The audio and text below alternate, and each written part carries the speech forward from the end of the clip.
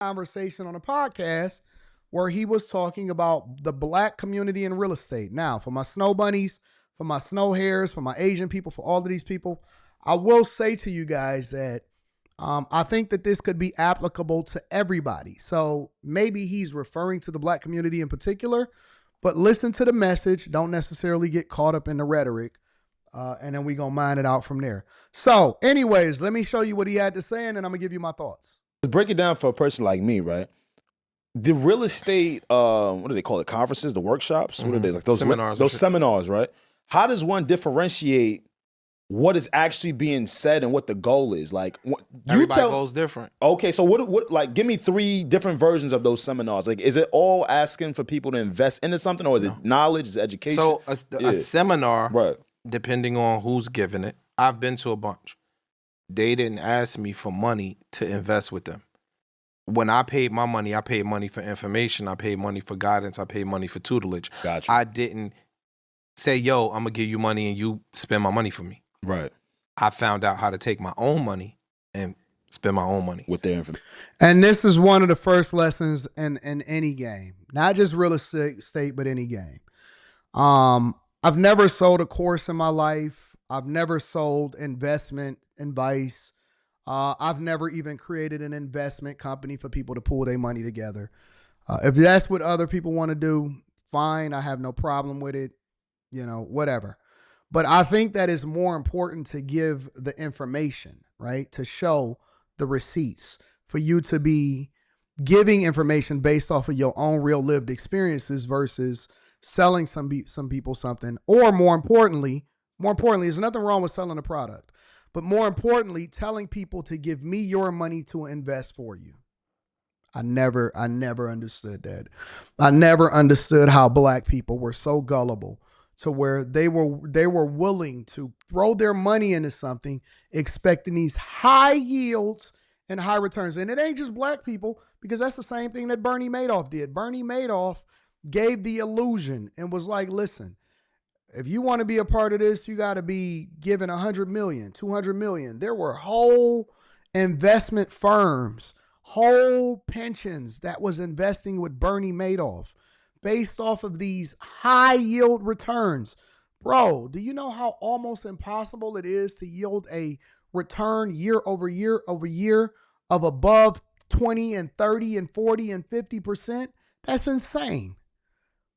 That is insane. If you can get a 10%, 8%, 12%, 15 is pushing it.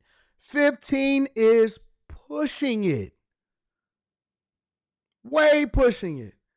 You know how hard it is to get that type of return year over year and guarantee it? And man, people believe in that nonsense. So I've always believed in the method of you teach people how to fish and allow for them to fish for themselves. The only time that I want to partner with somebody is if you do something from an expertise perspective that I don't do, but then I have something to do that's even, that can add value. I'll give you an example.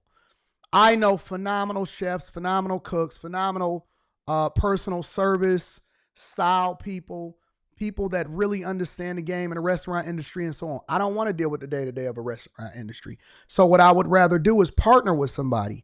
I'll bring the money. You can bring a little bit of money. I'll bring a lot of money, and then we'll invest in this thing. You run the day-to-day operations, and then, I'll leverage expertise when it comes to business insight and marketing, and then we'll do this thing. When we're coming together because you do something great and I do something great, or we know each other, that's what I believe in. As far as I don't believe in taking other people's money. I don't want nobody else's money, because if I take somebody else's money, then I have to be responsible for it. I don't want that. I'd rather give you the insight on what I did and let you make your own decision. I don't want to be responsible for nobody else's money. I think what happens is, and again, a lot of this is in our communities, when you start seeing shiny shit, a nigga give you their mother social security number, you got some shiny shit. So I could pull up with a lamp, I could have a Cherokee, and I could be 50 houses in our community. And niggas would be like, man, fuck out of here. I could have 2 houses and I could pull up in a Ferrari and niggas be like, yo, where you want me to sign? Yeah, they believe you want me to sign some shit? Yeah, what's up, man? Let's go. Right? So I think that when those things happen, everybody is throwing money at you, and we come from a society of quick flip niggas. Drugs made us flip money. Right? 1 get you 2, 2 get you 4. Like, we come from that. Whereas really quality investors, if I could get niggas money 10% on their money, I would have a line down the street of some of the wealthiest motherfuckers on the planet. A great stockbroker gets people 10% of their money. At least. Great. If you get some of the people in our community 10% of their money, they're like, man, I don't want that shit. I need more than that. I need the investment plus more. Shit. Yeah. You get what I'm saying? Yeah, because we like big money. We don't want slow growth. That's one of the hardest things for me to teach people. One of the most difficult things for me to convince people is, listen, man, people will come in here all the time. Hey, man, Anton, what would you do with this? What would you do that? I could tell their spirit. I could see it on them. I could see it in the way people talk. That they're looking for a quick, 6 months, we're going to put our money into this. We're going to get this much back, and then we're going to do it again, and we're going to do it again. I'm not on that. Everything that I say, everything that I do, and that's the benefit of being consistent for years. I say everything is a 5 to 10 year play. Everything I do, I'm thinking 5 to 10 years down the line. I'm thinking, all right, so we going to compound this because that's how people really get rich. Most of the time, people in the hood, black people, the community and all of that, they're looking to get a quick flip. They want a ball now. People that are in the industry that understand the game, they understand that it's going to be highs, lows, it's going to be ebbs and flows, it's going to be ups and downs. But over a period of time, after it compounds, that is the way that you get really, really rich, and we understand it from a net worth perspective. People want that Lambo money yesterday. I got this little hoe, she want this now, bro. I'm trying to go to Roof Chris and Ocean Prime and bust her down now, bro. I'm trying to get this chick over to my crib and fly her out and put her in the crib now, bro. I'm trying to show off right now, bro, and that's why we got so many people in jail. That's why so many people get finessed. That's why so many people lose their money. That's why so many people lose their pensions. That's why so many people lose their 401ks, is because they looking for the now money. Nobody has the endurance money. Nobody got that long-term money. Nobody thinking about the play money, the long-term.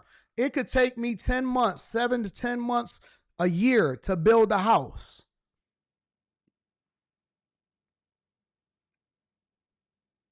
I could build 2-3 houses at a time, 3-4 houses at a time, scale up once I learned the business. It took me a year. I did the first one, and I'm like, okay, now I understand the game. So now we doing 3 to 4 at a time, right? Because now I'm patient.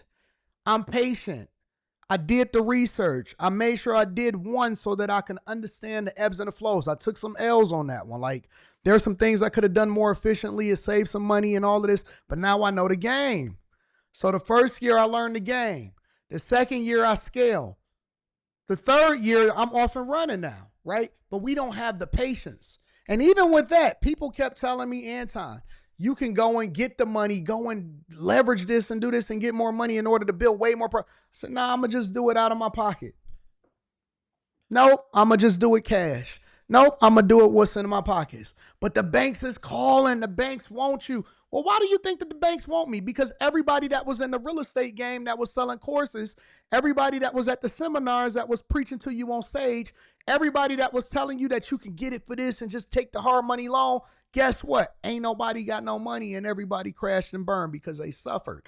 Because when the pandemic hit, when this happened, when the renters ain't there, when they can't carry the mortgage, when, you know, your mortgage is due or whatever, so on and so forth, when they want their hard money back because you got a high interest on it, but you didn't make the deadline, guess what? They all went broke.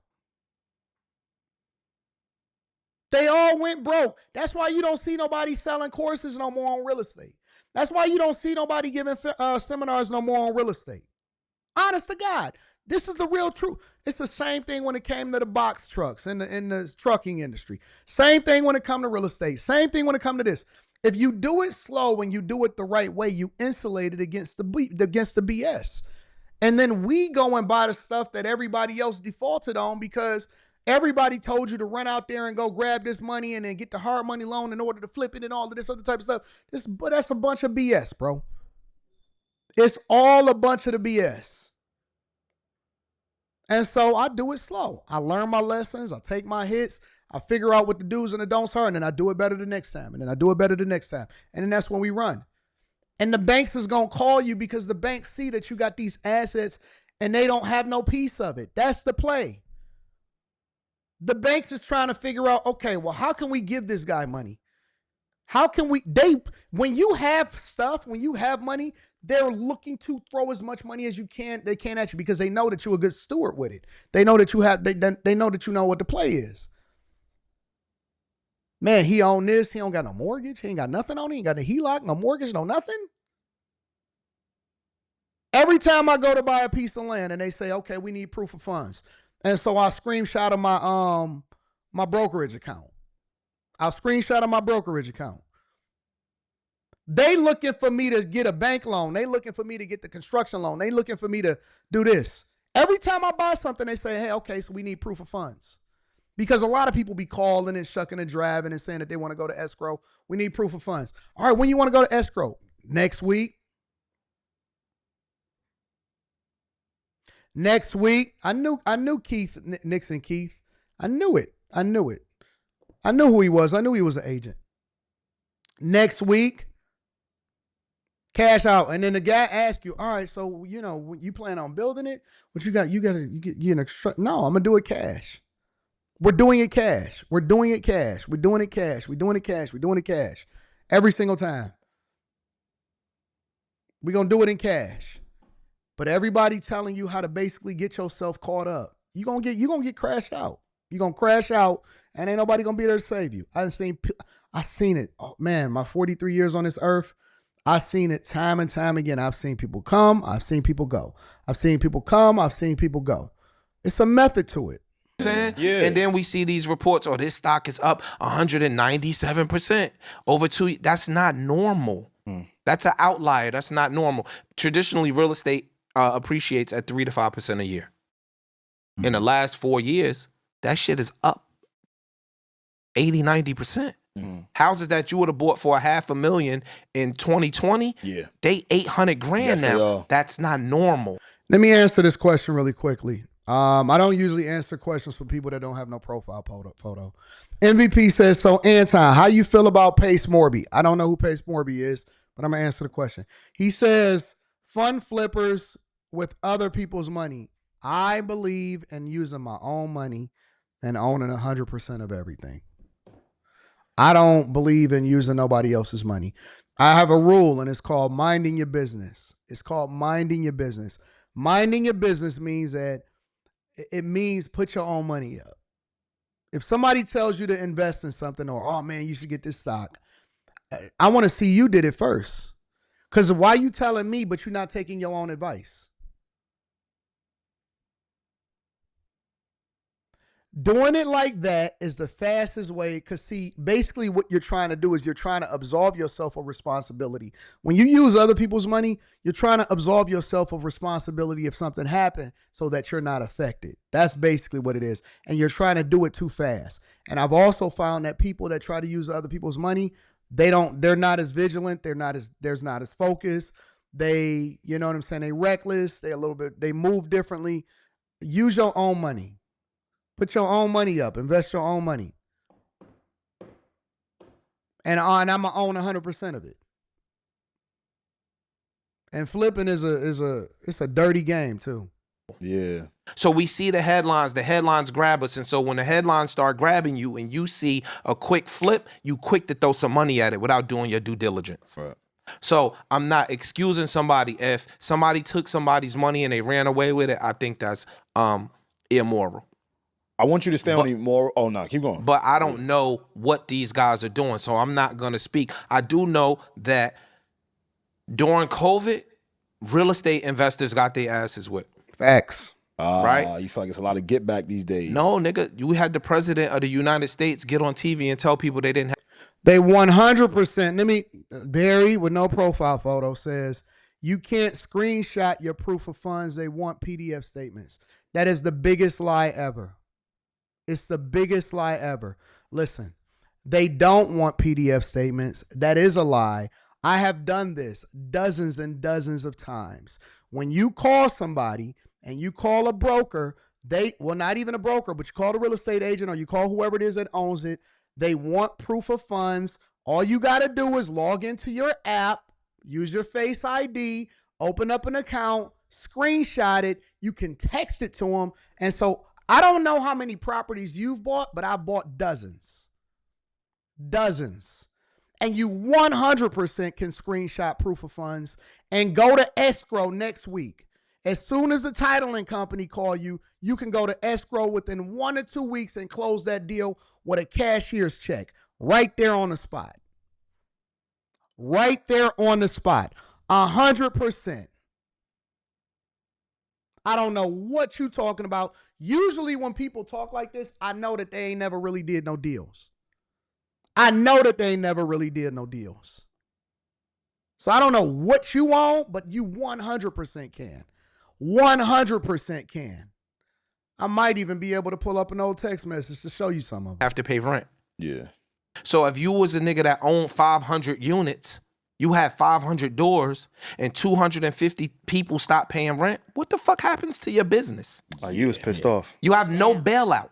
Your mortgages got to be paid. Paid regardless. You understand? Yeah. Nigga, my shit was fucked up. So they didn't give anybody, homeowners, any liens, any breaks? If you had a single family house, yeah. Like if it was your primary house, they didn't really give you a break. They took the money and put it on the back end of your mortgage. Yeah. You still owed the money. It's not right now. But now, investors don't use regular banks most times. We got private money, we got hard money, we got shit like that. Nigga, they want their money. Yeah. You're an investor. You're not John Smith, the homeowner. That doesn't excuse anybody from doing anything. If I give you my money, regardless, if you ran off with it, you ran off with it. I'm not concerned with whatever you got going on as the homeowner. What you mean? You know what I'm saying? Like, but look, you're an investor. Got it.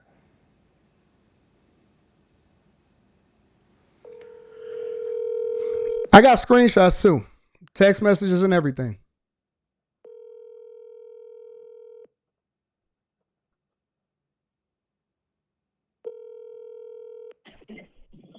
Hey, Anton.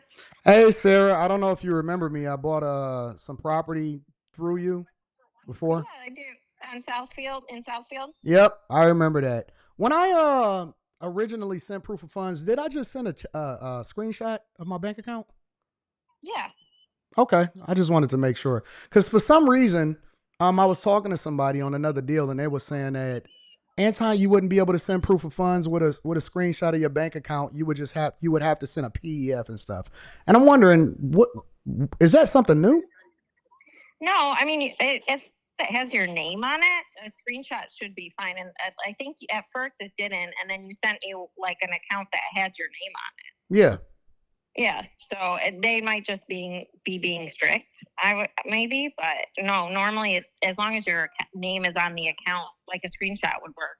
Okay. I've had people buy like cash, almost like $400,000 with just a screenshot of a bank account. So. Oh, okay, all right. I got some new property that I want you to look at that I might be finishing up too. Oh, perfect. Yeah, send it over. Okay, I'm gonna be in touch with you. Awesome. Thank you. All right, bye-bye. All right, bye.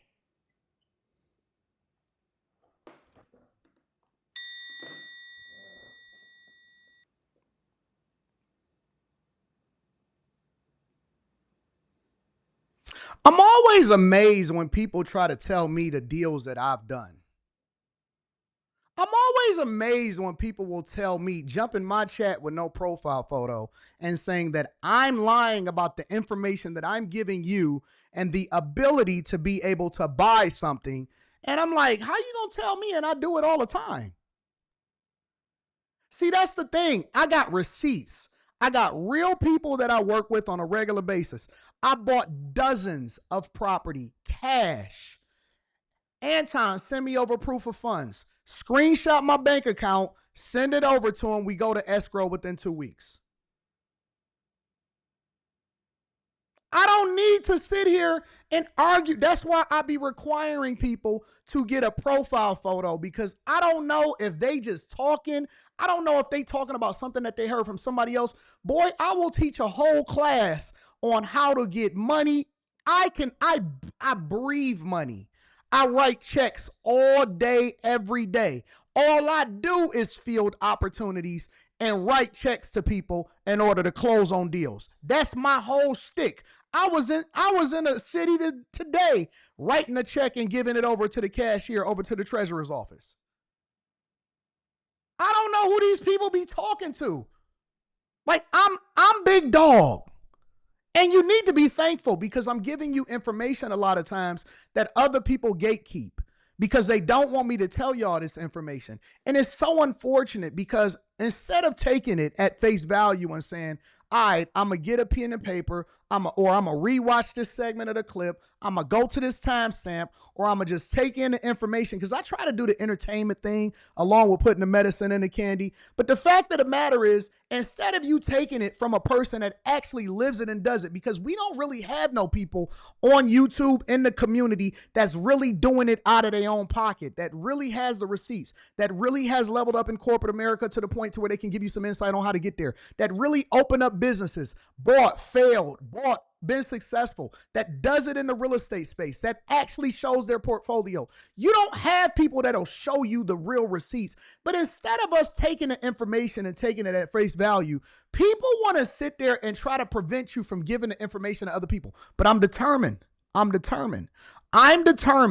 that for the people that want the game, for the people that want to change their mindset, for the people that want to learn, for the people that want the information, in addition to the entertainment, I'm determined to press through. And I'm not going to let anybody, any Dusty or any person that wants to disrupt and not ask. And that's why I don't mind making phone calls, showing the receipts, showing the bank accounts, showing the numbers, showing what's happening behind the scenes, showing my account. I don't mind being that transparent because we need transparency. We need for people to be able to show and prove instead of people just going on stage and talking and doing a little TED talk and proclaiming that they have when they haven't. We need proof from now on. So we just going to keep on doing it. We going to keep on pressing through. And it's important for me to show y'all this type of stuff or to make a certain type of phone call because they will lead you astray with misinformation. They will tell you something that's not true and y'all will run off and believe it and you'll be out there making bad deals or coming up with bad solutions to problems that don't even exist because you're leaning on your own understanding instead of somebody. I'm 43 years old. I got a 43-year-old. I got 3 lifetimes worth of knowledge that I'll probably forget before some of this stuff I even teach you. It's so dumb. It's so stupid. Like, grow up and learn something so that you can get yourself out of poverty, so that you ain't out here looking dumb. It's so dumb. Like, and y'all, half of y'all be letting these people distract y'all from getting your bag. I don't like the way he said it, but do you like the information? So when you put your money up, guess what happens? At risk. You could potentially lose, nigga. So it should be easy. You're not guaranteed a fucking thing. When you go to Goldman Sachs and you say, yo, Microsoft is doing X, Y, and Z, and then Bill Gates get caught up in a scandal and the stock go to the ground, you don't call Bill Gates on the phone and say, give my money back. Probably should. You don't call Bill Gates on the phone and say, give me my money back. Okay. When you invest in Nabisco or you invest in NVIDIA or you invest in eBay, you don't call them people on the phone and say, give me my money back. This is just a different scenario, though. This isn't. It's not a stock. This isn't, hey, I'm giving my money into the stock market. I'm giving this to somebody I trust. I'm giving my money to somebody I trust, a lump sum of money, and I'm expecting some type of return. Now, if neither one of us make a return, cool. The problem is when you get accused of stealing, it's you made the profit and I lost out on what you gave me is what people are being accused of. I'm not defending them. Okay, but I just want to be clear on what you're saying makes sense. I'm gonna address what you're saying. That's not the story. But that's wrong. So the stories don't always come out true. These niggas is losing their shirt. They are liquidating their personal assets right now. Yeah. These niggas is not making money and everybody else lost their money. And again, I'm not trying to sound like I'm shooting them bail. I'm telling you now. It's a lot of people out here that played it the wrong way, that didn't do it the right way, and they are absolutely positively going broke. There are a lot of people out here that was running the game, selling the courses, telling you all of this stuff. And this is one of the reasons why I want to allow for everybody to be able to, for for everybody to be able to stay in the chat, right? As long as they not super disrespectful, let them have their opinion, let them say, because it's a lot of people that's been selling a lot of stuff and they no longer here. They're no longer here. They no longer in the game. They're no longer doing deals. They no longer playing the business. And so as a result, that's how they move. I'm going to give you the long-term play. I'm going to help you to understand how to be able to make a better decision. Even if you decide that you don't want to get into the real estate game, it doesn't mean that you're not going to have the knowledge to be able to see a deal if you see an opportunity and be able to capitalize on it if it just so happens to fall in your lap. That's the goal. That is the goal. All right? I don't care about, donating to no schools and all of that stuff. I want you to have the information, and we all getting a lot of money. The question that you got to ask yourself is, what are you going to do with it when you decide that you want to move a little bit differently? What are you going to do when you decide that you move a little bit differently? Somebody told me that proof of funds has to be PDFs, right? Let's break this down. I'm a cash buyer. Proof of funds is nothing more than vetting for the person that can actually be able to purchase your property. So when I pull up with my cashier's check, they don't care. They just want to make sure before they move into escrow and they call a titling company that you have the ability to actually execute on the deal that you said that you was going to do. They don't care about whether it's a PDF. They don't care if it's a screenshot. They want to know that you are a real person, that you're not just taking time out of their day, that you're not pulling a leg when a title company shows up, that you'll actually be able to execute and get things done. That's what they care about. That's the whole reason why they asked for proof of funds in the first place. And I only have to do it once. Why? Because now they know me and I've done business with them. So most of the people that I do business with now, they don't even ask for proof of funds because we've done so many deals together. Anton, oh, you want this prop? Most of the time, a lot of times before it even hit the market, they call me. Hey, man, I got a good deal on this. You want to take? Is this something that you want to play on, or should I let it hit the market? All right, when you want to close on it, how soon can you get the titling company there? That's how it plays out. That's how it plays out. So, y'all got to grow up. It's people that's doing big deals. I'm not looking to do the same type of stuff that everybody else is doing. I want to be exceptional. And in order to be exceptional, you got to do things outside of what the normal people do. If it was for everybody, then everybody would be doing it.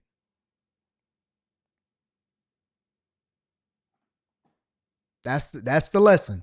That's the game. That's the game. As when you big dog, you don't even need no proof of funds. You just got to have social proof. You just got to have social proof.